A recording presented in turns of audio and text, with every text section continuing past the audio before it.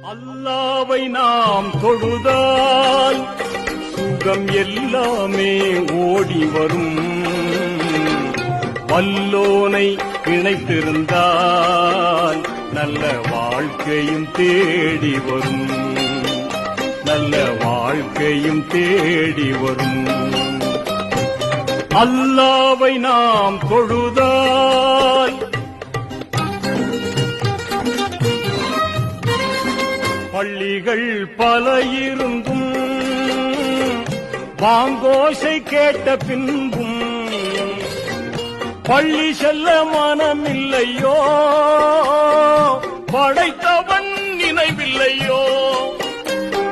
பள்ளி செல்ல மனமில்லையோ, படைத்தவன் நினைவில்லையோ.